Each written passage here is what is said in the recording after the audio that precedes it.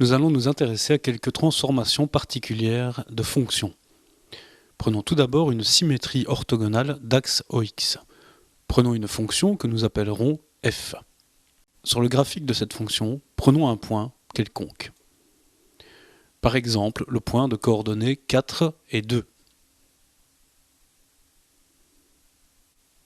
Regardons ensuite l'image de ce point par la symétrie orthogonale d'axe OX.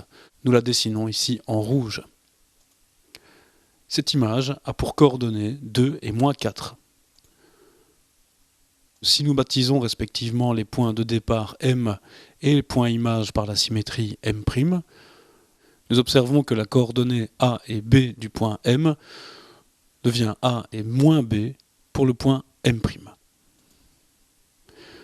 Nous pouvons prendre d'autres images, d'autres points de la fonction par la symétrie orthogonale d'axe OX.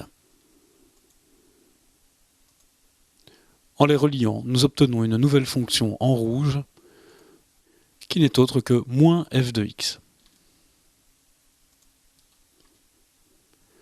Regardons à présent les effets d'une symétrie orthogonale, cette fois d'axe OY. Reprenons une fonction que nous appellerons f de x. Et à nouveau, prenons un point quelconque sur cette fonction, par exemple le point de coordonnées 4 et 2.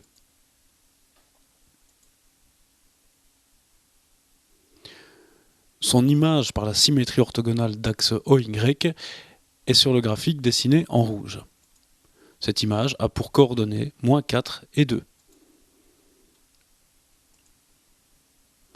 Nous voyons cette fois qu'en appelant respectivement M et M' les points de départ et d'arrivée de la symétrie orthogonale, la coordonnée AB du point M devient moins AB en passant au point M'.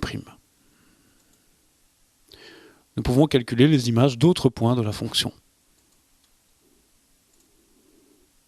En les reliant, nous obtenons une fonction en rouge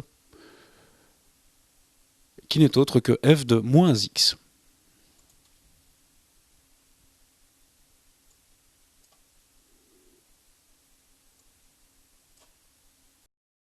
Enfin, regardons les effets de l'application de la valeur absolue sur une fonction. Prenons une fonction, dans notre exemple une fonction du troisième degré que nous noterons f de x. Toutes les parties du graphique de f dont l'ordonnée est négative devront subir une symétrie orthogonale d'axe OX. Quant aux parties ayant déjà une ordonnée positive, elles resteront telles quelles. Une fois que nous avons fait subir la symétrie orthogonale d'axe OX aux parties du graphique d'ordonnée négative,